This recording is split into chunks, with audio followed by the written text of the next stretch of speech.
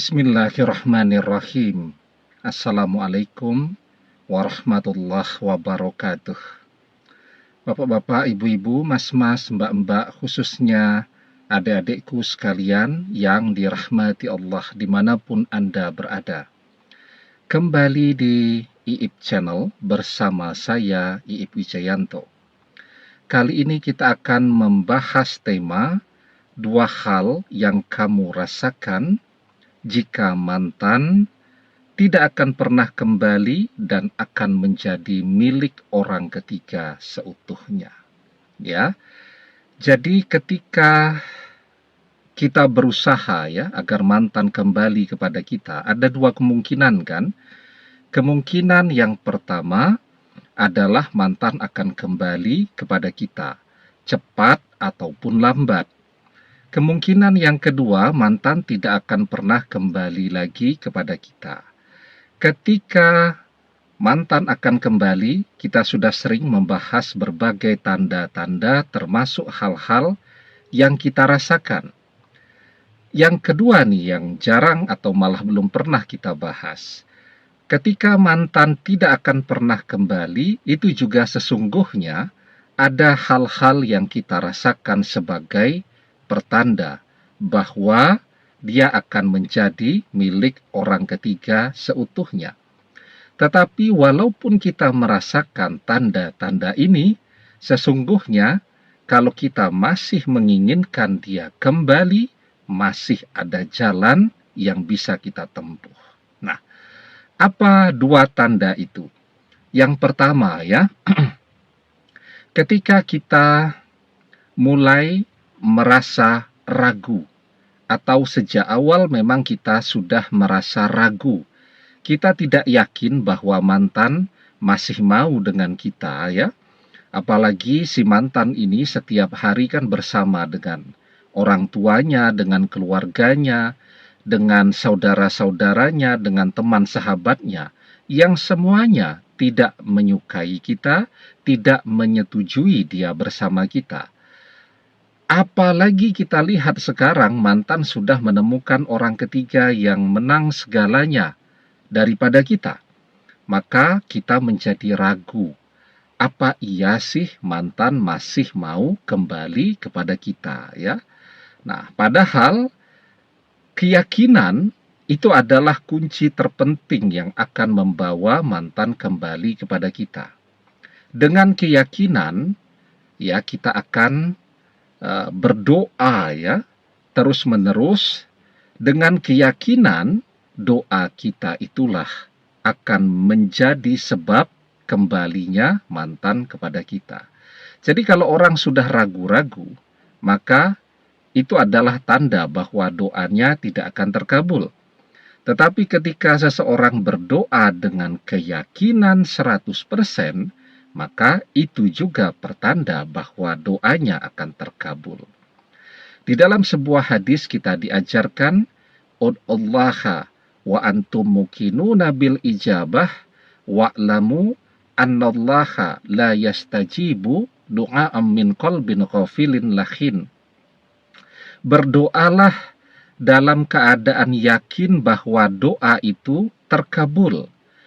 Dan ketahuilah bahwa Allah tidak akan mengabulkan doa dari hati yang lalai lagi berpaling.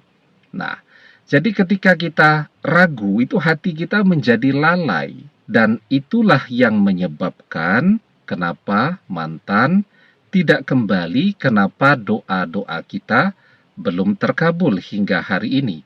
Tetapi ketika kita berdoa dengan keyakinan 100% bahwa mantan akan kembali, bahwa doa kita terkabul, seharusnya mantan sudah kembali bersama kita lagi. Nah, jadi kunci untuk memperbaiki keraguan itu agar jangan sampai keraguan yang muncul di dalam hati menjadi sebab mantan menjadi milik orang ketiga seutuhnya. Nah, keraguan itu yang harus kita perbaiki dan kita gantikan dengan keyakinan bahwa mantan akan kembali kepada kita lagi.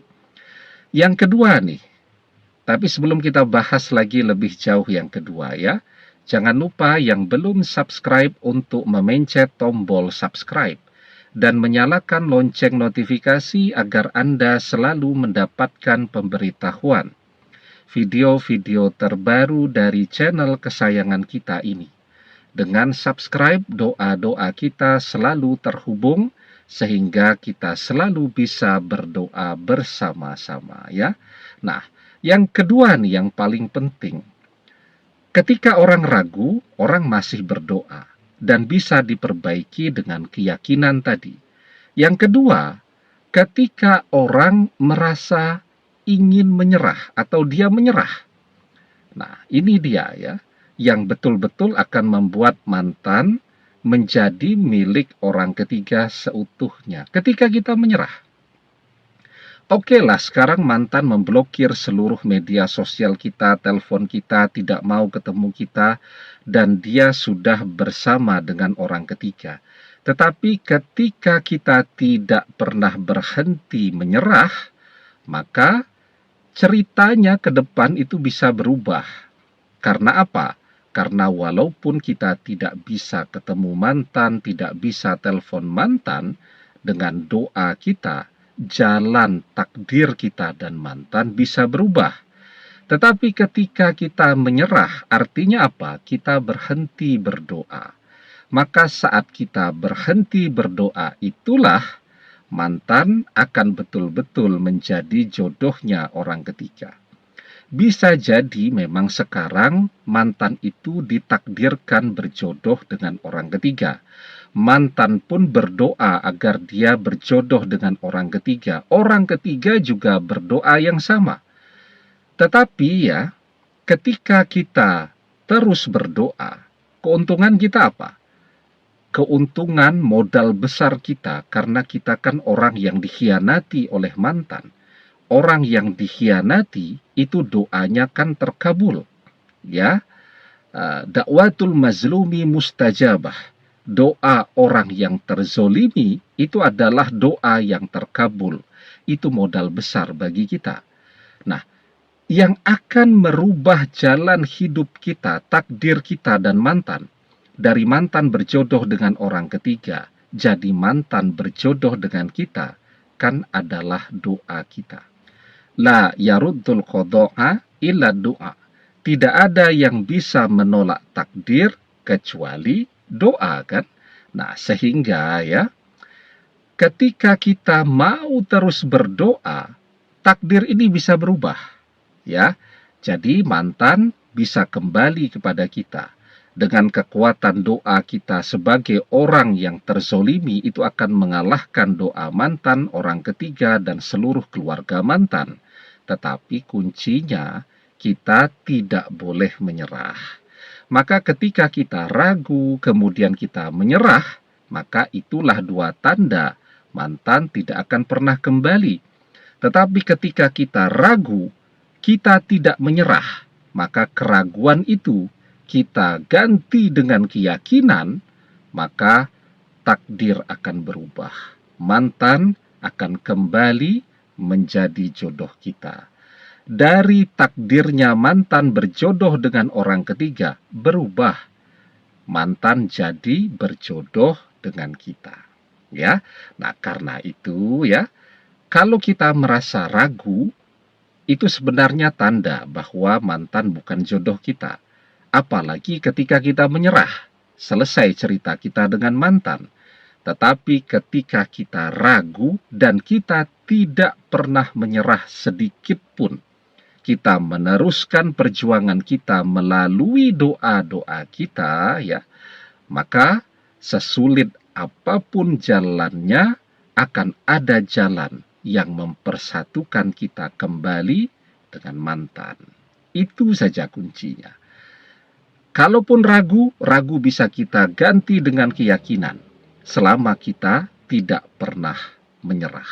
Ya, terus berjuang, terus berusaha melalui doa-doa kita. Demikian, semoga bermanfaat. Wallahu a'lam bissawab, billahi taufik wal hidayah. Assalamualaikum warahmatullahi wabarakatuh.